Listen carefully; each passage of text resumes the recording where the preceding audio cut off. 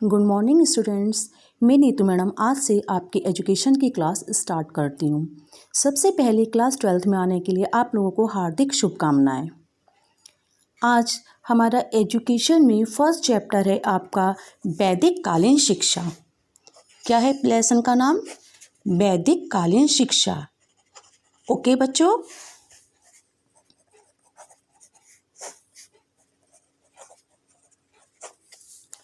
वैदिक कालीन शिक्षा का दूसरा नाम गुरुकुल शिक्षा प्रणाली या प्राचीन काल में भारत में शिक्षा भी है। ठीक है, क्या है इसका सेकंड नेम? गुरुकुल शिक्षा प्रणाली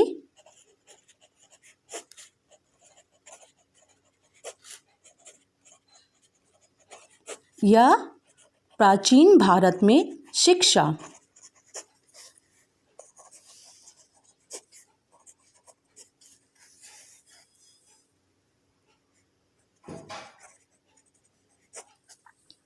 सबसे पहले वैदिक कालीन शिक्षा को समझने से पहले हमें ये समझना पड़ेगा वैदिक काल क्या होता है।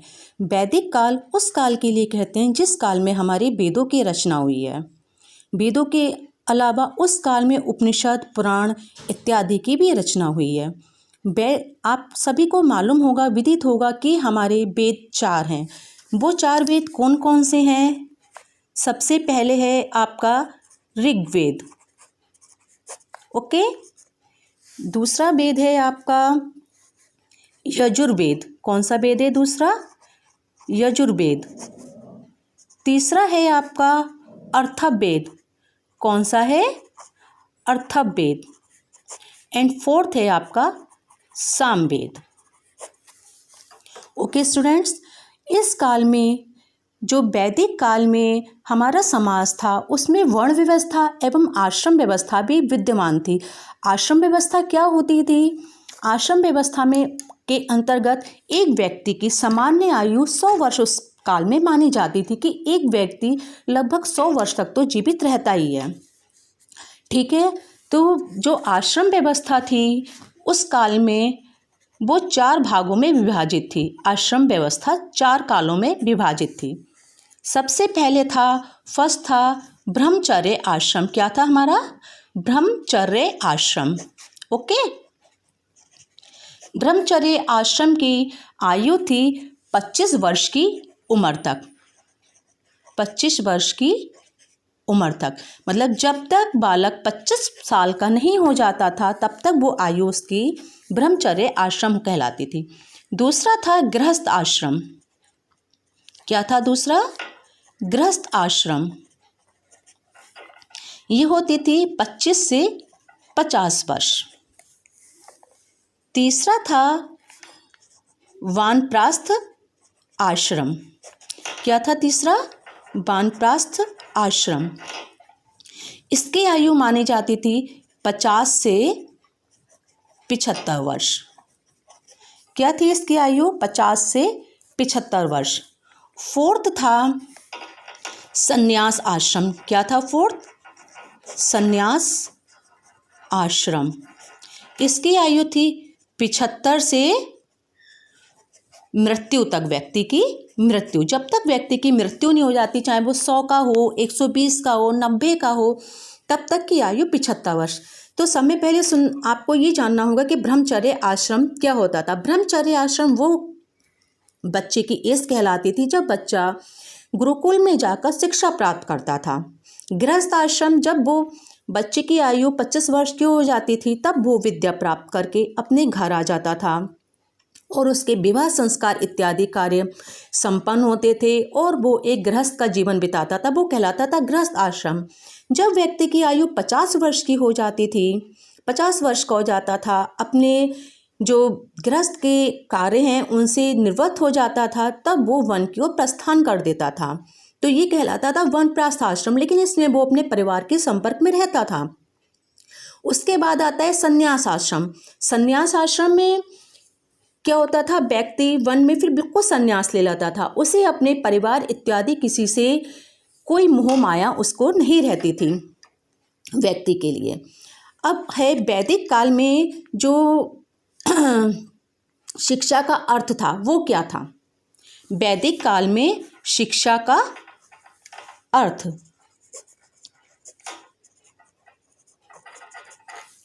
जैसा कि आपने पिछली कक्षा में भी पढ़ा था, शिक्षा का अर्थ क्या है? शिक्षा वही होती है जो बालक का सर्वांगीण विकास करे, बालक का मानसिक विकास, चारित्रिक विकास, शारीरिक विकास, सभी तरीके से बालक का विकास करे और बालक को एक अच्छा प्राणी बनाए। ऐसा ही उद्देश्य वैदिक काल में भी था शिक्षा का। उसमें भी था कि विद्यार्थी के व्यक्तित्व का सर्वांगीण एवं संतुलित विकास किया जाए। क्या था? बालक के व्यक्तित्व का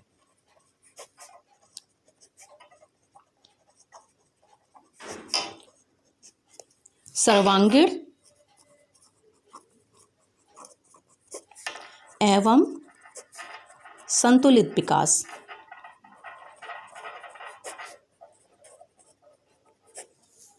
ओके। इसके अलावा उस काल में धर्म को भी बहुत महत्व दिया जाता था। ठीक है, वैदिक काल में। अब इसके पश्चात आते हैं हमारे वैदिक काल में शिक्षा के उद्देश्य। जैसे आपने 11th में भी पढ़ा था कि शिक्षा के कुछ उद्देश्य होते हैं, ऐसे ही इस समय भी वैदिक काल में शिक्षा के उद्देश्य, कि वैदिक काल में शिक्षा के क्या उद्देश्य थे। तो हम पढ़ेंगे वैदिक काल में शिक्षा के उद्देश्य। ओके। सबसे पहला उद्देश्य था इसमें मोक्ष प्राप्ति तथा धार्मिकता। क्या था फर्स्ट उद्देश्य? मोक्ष प्राप्ति या धार्मिकता। ठीक है। जैसे आपने संस्कृत में पढ़ा होगा, सा विद्या या विमुक्ति। विद्या वो है जो हमें मुक्ति प्रदान करती है, जो हमें मोक्ष प्राप्त करती है। तो प्राचीन काल में या वैदिक काल में शिक्षा का सर्वप्रथम उद्देश्य था कि मोक्ष को प्राप्त करना। और धार्मिकता से यहाँ पे ये मीन्स था कि व्यक्ति अपने धर्म से जुड़े, अपने धर्म के बारे में जाने। ठीक है। सेकंड उद्देश्य था चरित्र निर्माण। चरित्र निर्माण सेकंड उद्देश्य ये था।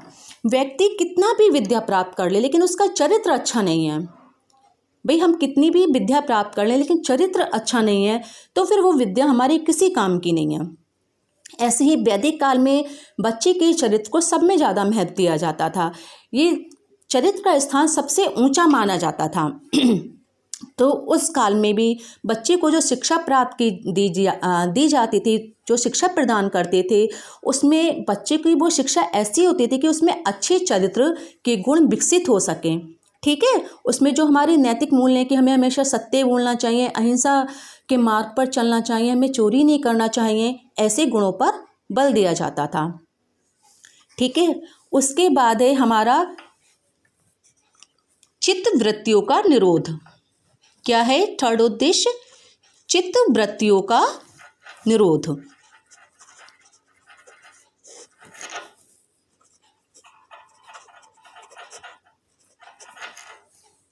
चित्त वृत्तियों के निरोध में क्या है? जैसे आप सबको पता है हमारी 14 मूल प्रवृत्तियां होती हैं। ठीक है।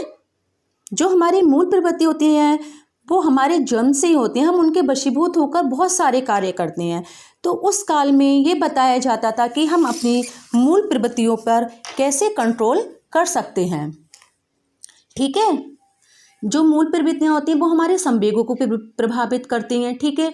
तो उन मूल प्रवृत्तियों का मार्गांतरण करना, कि मतलब जैसे हमारे अंदर क्रोध है, बहुत गुस्सा है, तो हम उसे देश सेवा में कि देश की सुरक्षा में लगा सकें। इस तरीके से हमारी मूल प्रवृत्तियों का मार्गांतरण किया जाता था उस काल में। ठीक है। उसके बाद एक उद्देश्य था हमारा ज्ञान एवं अनुभव पर बल। क्या था फोर्थ उद्देश्य? ज्ञान एवं अनुभव पर बल। वैदिक काल में जैसे हम जो भी अब ज्ञान प्राप्त करते हैं, आगे अगली कक्षा में चाहते जाते हैं, पिछला ज्ञान हम भूलते जाते हैं।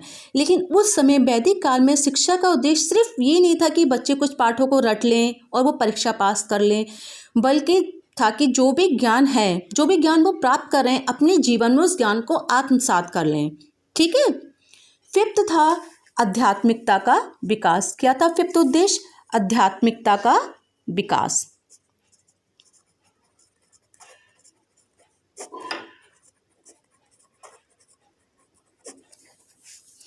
आध्यात्मिकता के विकास में हमारा क्या था कि वैदिक काल में जो प्रकृति है हमारी, ठीक है, उसे ईश्वर माना जाता था और उसकी पूजा की जाती थी। अब आप पूछेंगे प्रकृति में मैडम क्या आता है?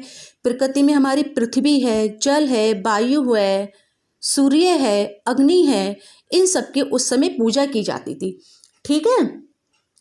और ऐसा माना जाता था कि संसार में इन शक्तियों के अतिरिक्त कोई शक्ति नहीं है और इसी के अंतर्गत, और ये हमारे मानव जीवन को या हमारे को बहुत प्रभावित करते हैं। ये सब चीज़ें कि पृथ्वी, जल, वायु, अग्नि, सूर्य, ये सब हमारे जीवन को बहुत प्रभावित करते हैं। और देखा जाए तो आज के समय में भी ये सभी चीज़ें, जल ना हो, वायु ना हो, अग्नि ना हो तो क्या हमारा जीवन संभव है? सूरज रोशनी ना दे तो क्या जीवन संभव है? नहीं है ना। तो उस समय भी इन सब चीज़ों पर बहुत बल दिया जाता था, इसके लिए कि व्रत है, यज्ञ है, उपासना है, इन सबको उस समय महत्व दिया जाता था। छठा उद्देश्य था उस समय कर्तव्य पालन।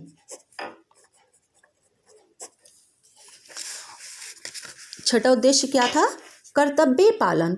कर्तव्य पालन में वैदिक काल में जैसे अतिथि सत्कार है, आज्ञा पालन है, अनुशासन है, दूसरों की सेवा है, सामाजिक जो भी हमारे सामाजिक दायित्व हैं, हमारे जो भी कर्तव्य हैं, उनकी पूर्ति पर विशेष बल दिया जाता था।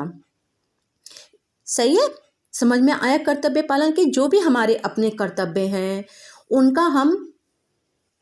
उनको हम सीखें, हमें ज्ञान हो कि हमारे क्या कर्तव्य हैं और हम उनका पूरी तरीके से अनुपालन करें, ठीक है। हमारा कर्तव्य जैसे क्या होना चाहिए कि बड़ों की आज्ञा माननी चाहिए, अनुशासन में रहना चाहिए, सबके साथ अच्छा व्यवहार करना चाहिए, घर में अतिथि यानी कि मेहमान आ रहे हैं तो उनका स्वागत सत्कार करना चाहिए, ठीक है। तो ये भी उस समय शिक्षा का एक महत्वपूर्ण उद्देश्य था। उसके बाद है हमारे संस्कृति का संरक्षण। एक उद्देश्य, एक ये भी मेन उद्देश्य था हमारा संस्कृति का संरक्षण। क्या था 7वां उद्देश्य? संस्कृति का संरक्षण। संस्कृति के संरक्षण में हमारा क्या था कि वैदिक काल में संस्कृति के संरक्षण पर बहुत अधिक बल दिया जाता था कि जो भी हमारी प्राचीन संस्कृति है, जो भी हमारी प्राचीन नियम हैं, जो प्राचीन परंपराएं हैं, उनका अनुपालन हम कैसे करें, तो इन चीज़ों पर भी उस काल में बल दिया जाता था, ठीक है। उसके बाद आता है व्यक्तित्व का विकास। 8वां मेन उद्देश्य था व्यक्तित्व का विकास।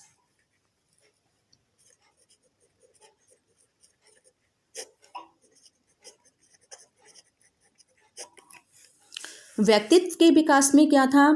इसमें छात्रों को बहुत सारे कि छात्रों का व्यक्तित्व अच्छा हो, इसके लिए छात्रों को बहुत सारे गुण, जैसे कि उनके अंदर सहयोग की भावना उन्हें सिखाई जाती थी कि वो परस्पर, जैसे गुरुकुल में रहते थे तो परस्पर सहयोग से रहें, ठीक है, सबके साथ प्रेमपूर्ण व्यवहार करें, सबका सम्मान करें और स्वयं अपना भी सम्मान करें, ठीक है। बच्चे को अच्छी अच्छी जो महापुरुष वगैरह हैं उनकी कहानियाँ सुनाई जाती थी। उस समय बहुत सारी ऐसी बच्चों को ज्ञानपूर्ण बातें सिखाई जाती थी उनके व्यक्तित्व के विकास के लिए, ठीक है। तो ये हमारे शिक्षा के उद्देश्य थे। एक बार फिर रिवाइज करें, शिक्षा के हमारे कौन कौन से उद्देश्य थे। पहला उद्देश्य था मोक्ष प्राप्ति या धार्मिकता का उद्देश्य। सेकंड था चरित्र निर्माण। थर्ड था हमारा चित्तवृत्तियों का निरोध। फोर्थ था ज्ञान एवं अनुभव पर बल। फिफ्थ था हमारा आध्यात्मिकता का विकास। सिक्स था कर्तव्य पालन। सेवन था संस्कृति का संरक्षण और एट्थ उद्देश्य था हमारा व्यक्तित्व का विकास। तो ये थे शिक्षा के हमारे उद्देश्य, ठीक है। अब बच्चों में आपको थोड़ा सा ये बताना चाहती हूँ कि गुरुकुल, जैसे आप सोच रहे होंगे, आपके दिमाग में एक पॉइंट उठ रहा होगा, ये गुरुकुल क्या होते थे, ठीक है। तो गुरुकुल ये समझिए, जैसे आज आप लोग कहाँ आते हैं पढ़ने के लिए, विद्यालय में आते हैं, तो उस समय वो विद्यालय नहीं कहलाते थे, गुरुकुल कहलाते थे, ठीक है। गुरुकुल क्या होते थे? शहर के कोलाहल के वातावरण से दूर, वनों में, बिल्कुल निर्जन स्थानों पर ये गुरुकुल स्थापित होते थे, आश्रम होते थे, ठीक है। उसमें जो गुरु होते थे, बहुत सारे गुरु होते थे, गुरु पत्नियां होती थी जो बच्चों को शिक्षा देने का कार्य करती थी, ये कहलाते थे आपके गुरुकुल। ठीक है। फिर है वैदिक कालीन शिक्षा का स्वरूप क्या था, या वैदिक कालीन शिक्षा की विशेषताएं क्या थी।